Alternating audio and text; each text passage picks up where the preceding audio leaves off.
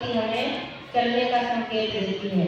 इन बत्तियों का कभी भी उल्लंघन नहीं करना चाहिए, नियमों का पालन करना चाहिए। अपने घर परिजनों से रिश्तेदारों से कहना कि हमेशा गाड़ी चलाते टाइम मोबाइल पर बातें नहीं करें, शराब पीकर वाहन नहीं चलाएं। इन चीजों को आप अपने घर में जरूर बताना। यदि किसी के पास अर्जेंट कॉल आ जाता है तो अपने साइड में लगा के गाड़ी को रोके और उसके बाद बातें करें।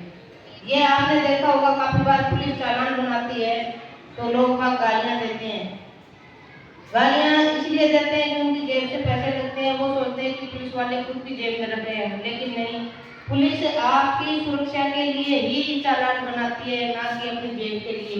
वो पैसा हमारी जेब में नहीं रहता, वो राज्य सरकार में जमा होता है, बाकायदा हम रसीद काट के देते हैं उसकी। लेकिन वो हम आप लोगों की सुरक्षा के लिए ये एक भय व्याप्त करने के लिए इन सब चीजों का उपयोग करते हैं, ताकि इससे भय के बचाव से आप अपना हेलमेट, सीट बेल्ट इन सब का उपयोग करो। तो पुलिस के प्रति भी हमेशा थोड़ा सा पॉजिटिव सोचा करो, लोग ज्यादातर नेगेटिव सोचते हैं, है ना। ये शरीर अपना अनमोल है। आज किसी का एक हाथ एक्सीडेंट में कट गया तो क्या आ सकता है? क्या नहीं आएगा। और यदि आपने हेलमेट लगा लिया, सीट बेल्ट लगा लिया, तो हेलमेट ही टूटेगा गिरेंगे तो हेलमेट ले आएंगे अपन, ऐसे थोड़ी है। किसी के आप पड़ोस, रिश्तेदार या जाने पहचाने जगह में कभी यदि किसी के कोई एक्सीडेंट में कोई घटना हुई हो तो उन लोगों से पूछना उनके अंदर क्या बीत रही है। उनका लाडला बच्चा ही उनके लिए भार बन जाता है। यदि किसी बच्चे का एक्सीडेंट हो गया, वो कोमा में चला गया, वो खूब उनका पी है, लेकिन वो उनके लिए भार बन जाता है। तो इसलिए अपने को यातायात नियमों का पालन करना आवश्यक है, और इन चीजों को आप बड़े होने के बाद अपने ऊपर लागू करना, और अभी आप लोग अपने घर जाके ये चीजें बताना। अब दूसरा रहा साइबर फ्रॉड।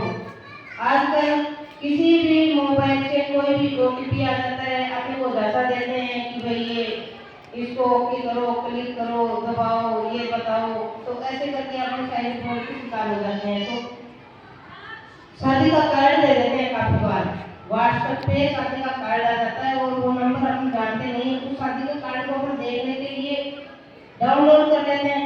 डाउनलोड करते ही वो सारा डाटा अपना हैक हो जाता है, और अपने जितने भी जुड़े हुए रिश्तेदार हैं उनके मोबाइल के नंबर उनके पास चले जाते हैं। उनमें अपने कोई फोटोज होते हैं, उनको ले लेते हैं। किसी भी प्रकार का फोटो उठाया, किसी का चेहरा लगा लिया, और फिर अपने को कॉल करके फोटो दिखा देते हैं, अपने लग जाते हैं, ब्लैकमेल का शिकार हो जाते हैं। तो इन चीजों से डरे नहीं, घबराए नहीं। 1930 1930 एक नंबर है साइबर फ्रॉड का। कितने नंबर है? 1930। इसका आप इस नंबर पे कॉल करो, डरो मत। तो इस नंबर पे कॉल करने से आपकी सुविधा हो जाएगी, आप मतलब फ्रॉड होने से बच जाओगे 1 घंटे के अंदर अंदर, यदि आप इस नंबर का उपयोग कर लेते हो। दूसरा है, बच्चे कहीं खेल रहे हैं, आजकल बच्चों को उठाने का ऐसे खूब सारे चल रहे हैं, सुना होगा ना कि बच्चों को उठाने वाली टीम आई हुई है।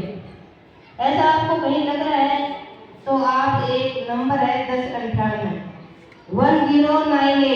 कितने नंबर है? 1098 1098। तो आप उस नंबर पे कॉल कर दीजिए, आपकी सुरक्षा के लिए पुलिस वहां पहुंच जाएगी।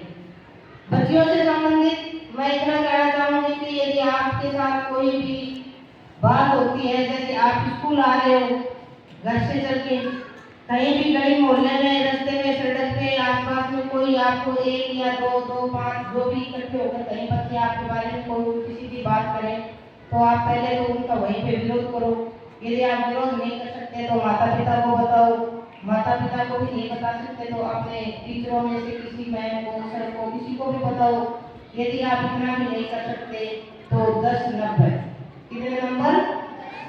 1090, उस पे आप कॉल कर दो। ऐसी स्थिति से कभी डरना नहीं है, घबराना नहीं है, उसकी कार्रवाई फिर अपने आप पुलिस कर देगी। ठीक है, आप अच्छे से सुरक्षित स्थानों पे पहुंचो, किसी से मत डरो, किसी से मत घबराओ, और किसी के बहकावे में मत आओ, क्योंकि आप जब 18 साल के होंगे उसके बाद ही आपको बातें समझ में आएंगी। उससे पहले आपको यदि वही कुछ कह देगा वही आपके लिए सही है, आप निर्णय नहीं ले पाओगे कि ये अपने को सही कह रहे हैं या गलत कह रहे हैं। फिर यदि आपके इसमें से भी कोई नंबर याद नहीं रहता है तो एक 112 नंबर होता है। कितना नंबर होता है? 112। उस पर आप कॉल कर दो। यदि 112 भी आपकी याद नहीं है तो 100 नंबर तो सभी की याद रह जाएंगे, 100 नंबर पे कॉल कर दो। तो इस तरह से आप पुलिस की सहायता से भी अपना बचाव कर सकते हो। और मेरा कहना तो यही है बालिकाओं को विशेष करके कि वो अपनी मान मर्यादा के साथ पढ़े, अपने माता पिता की मान मर्यादा को भी बना के रखें। और ऐसी कोई बात होती है आप घर में बताने में हिचकिचा रहे हो तो पुलिस को बता दो, कोई बात नहीं है, टीचरों को बताना चाहो तो टीचरों को बता दो, लेकिन आप उस बात को दबा के उसका शिकार कभी मत बनना। जय हिंद, जय भारत।